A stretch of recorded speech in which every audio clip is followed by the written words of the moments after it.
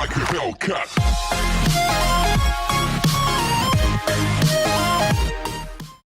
Hello and welcome back to the channel where once again it's time for another Sega Saturn review, and we're going back to mid-1997 for Arcade Greatest Hits, the Atari Collection Volume 1, which is a compilation of very old Atari games from the late 70s to the early 1980s. This game saw a release on the Saturn, but it also saw a release on the PlayStation, and as well as that, it saw a release on the Super Nintendo. So once the main menu rocks around, you'll see you've got Missile Command from 1980, you've got Tempest from 1981, you've got Asteroids from 1979, you've got Battlezone from 1980, you've got Centipede from 1981, and then you've also got Super Breakout from 1978.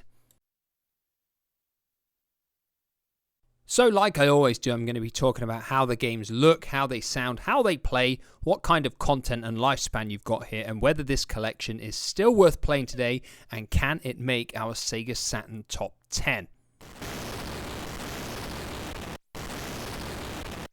So if for some reason you're coming into this collection expecting some kind of visual showcase of the Sega Saturn's capabilities, then you really need to look elsewhere, because these games are very, very old.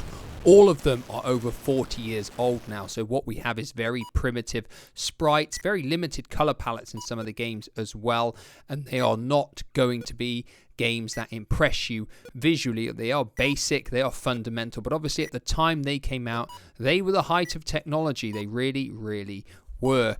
You know, what these games will do is, if you are old enough that is, and you're someone that experienced these games upon their release, it will give you that nostalgic feel. It will let you remember what games were like all that time ago. Now for me, these games were of the generation previous to myself. I was born in the mid-1980s, so for me, the Master System was my number one console for a long period of time, and all of these games are from the generation before that. So for me, nostalgia-wise, in any sense of the games, I don't really have any, and all I can tell you that these games are not impressive to look at today. They are very basic, and you will probably get bored of their graphical styles very quickly.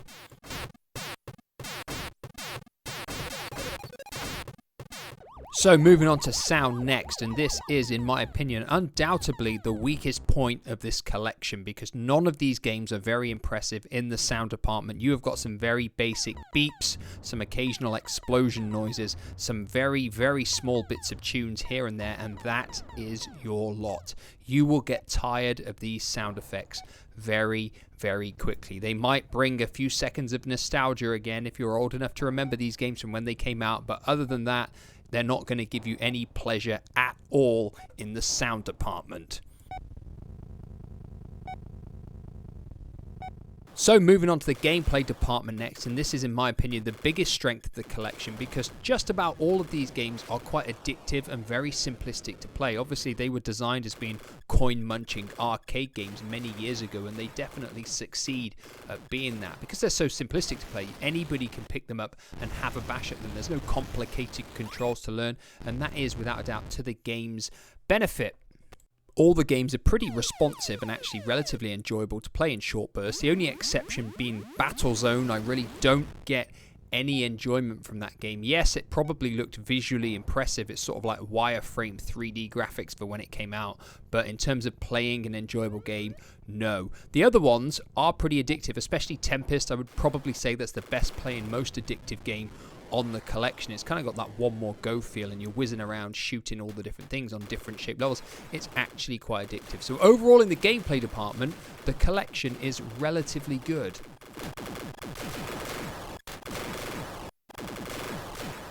So moving on to content and lifespan, and what you've got here is obviously the 6 games that I've spoke about already. As well as that, you've got some additional video footage of interviews with developers from the games, and you learn a bit of history about Atari and where the games came from. So if you've got an interest in that, if you're somebody that was around playing games when these came out, that's probably something you'll quite enjoy taking a look at. But the real main part of the lifespan comes from beating your high scores. Thankfully, you can save your data on this game as well, which means you can come back and have cracks at your high scores here and there. But you're only going to really want to play this collection probably 5-10 minutes at once. It's not got long term appeal, and basically that's because these old games not going to give you that anymore. We are far past this basic primitive kind of games that we had back in 1980 or so, and obviously as a result the lifespan of the game probably isn't that good. In fact, for me personally, it's terrible because I can only really tolerate playing this whole collection for about 10 minutes or so at once before I am bored, in my opinion.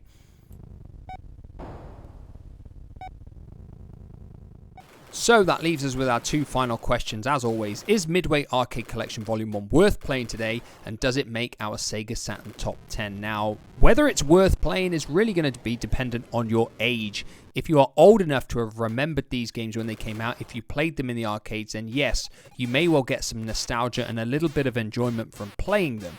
If you're slightly younger like myself and they're from the previous generation, you're probably not going to get much appeal from this collection. And that's what I'm going to have to say really for if it's worth playing. Now, does it make our Sega Saturn Top 10?